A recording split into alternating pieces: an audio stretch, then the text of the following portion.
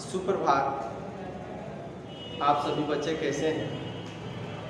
आशा करते हैं कि अच्छे होंगे, घर पे होंगे, सुरक्षित होंगे। ठीक है, कल मैं आपको पाठ 9 जो है हमारी नींद, इस पाठ का सारांश जाने थे। आज हम लोग पाठ 10 जो है अक्षर ज्ञान, ठीक है, अक्षर ज्ञान जिनकी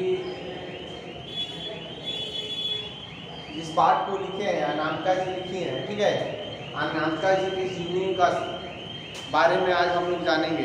कल अक्षर ज्ञान जो है इसका सारांश जानेंगे। इस पाठ का तो आपका शब्दार्थ नहीं है, ठीक है, तो शब्दार्थ नहीं है तो आज चलिए इनकी जीवनी को पढ़ते हैं, समझते हैं। ठीक है, आप लोग घर पे मेहनत 1 घंटा अगर पढ़ती हैं तो 2 घंटा पढ़िए, 2 घंटा पढ़ती है तो 3 घंटा 4 घंटा पढ़िए, क्योंकि समय देखिए निकलते जा रहा है। और आप सभी एक देखिए हिंदी की 2 पुस्तकें हैं तो दोनों पुस्तक को भी पढ़िए, व्याकरण को भी साथ में पढ़िए। ठीक है, आप मान लीजिए साइंस का, मैथ का और SST, संस्कृत हो चाहे उर्दू हो, तो सबका एक ऐसा बनाइए समय कि हमको कितना बजे कौन किताब पढ़ना है, किस दिन कौन किताब ज़्यादा पढ़ना है। और मैथ और साइंस जो होती है तो थोड़ा हार्ड है, तो आप लोग मैथ और साइंस पर विशेष ध्यान दीजिए। और ऐसे में आपको सभी विषय को ध्यान में रखते हुए अच्छा से अच्छा नंबर लाइए। ठीक है, कोशिश कीजिए कि हम सबसे अच्छा नंबर लाएं। आप लोग अगर हिंदी है या आपके दोस्त या सहेली मित्र ज़्यादा है तो उन लोगों से संपर्क कम में रहिए, अभी संपर्क में नहीं बने ज़्यादा।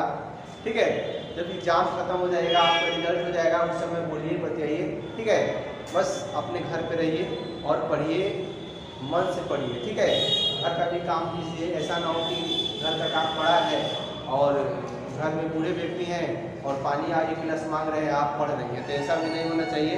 ठीक है, उन लोगों का भी ख्याल रखिए, माता पिता भी ख्याल रखिए उनका भी, और अपनी पढ़ाई भी जारी रखिए। ठीक है, चलिए अनामिका जी की जीवनी को पढ़ते हैं, समझते हैं। समकालीन हिंदी कविता में अपना एक अलग पहचान रखने वाली कवियत्री अनामिका का जन्म 17 अगस्त 1961 ईस्वी में मुजफ्फरपुर बिहार में हुआ था। ये देखिए बिहार की रहने वाली हैं और जिला जो है मुजफ्फरपुर है। ये हिंदी जो समकालीन हिंदी है इनका अलग पहचान है अनामिका जी का, और इनका जन्म जो हुआ है 17 अगस्त 1961 ईस्वी में। इनके पिताजी श्याम नंदन किशोर हिंदी के गीतकार एवं और बिहार विश्वविद्यालय मुजफ्फरपुर में हिंदी विभाग के अध्यक्ष थे।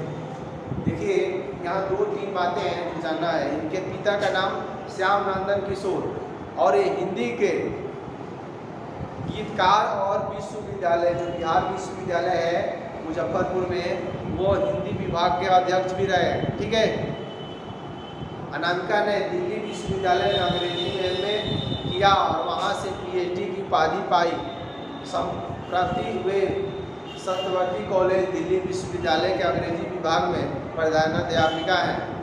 देखिए कह रहा है कि इन्होंने शिक्षा दिल्ली से ही लिया, MA किया, वहीं PhD किया, PG करने के बाद। ठीक है, और PhD करने के बाद वो सत्यवती कॉलेज दिल्ली में वो अंग्रेजी में वो क्या किया, प्रधानाध्यापिका रही। ठीक है, अनामिका कविता और गद्य लेखन के एक साथ सक्रिय है। कहने का अर्थ ये है कि कविता भी लिखती हैं, कहानी चाहे निबंध हो वो भी लिखती हैं, वह हिंदी और अंग्रेजी दोनों में लिखती हैं। देखिए अनामिका जी कह रहे हैं कि हिंदी और अंग्रेजी दोनों में लिखती हैं। उनकी कौन कौन सी रचना है अनामिका जी की, ये जान लेते हैं। काव्य संकलन जो है गलत पत्ते की चिट्ठी, बीजाक्षर, अनुष्टुप आदि आलोचना जो है, पोस्ट एलियट पोएट्री, स्त्रीत्व का मानचित्र आदि संपादन जो की है कहती है औरतें। काव्य संकलन अनामिका को राष्ट्रभाषा परिषद पुरस्कार, भारत भूषण अग्रवाल पुरस्कार, गिरजा कुमारी मथुरा पुरस्कार, ऋतुराज साहित्य सम्मान आदि प्राप्त हो चुके हैं। कहने का अर्थ ये है इनकी जो रचना तो आई और इनकी इतनी अच्छी रचना है कि इनको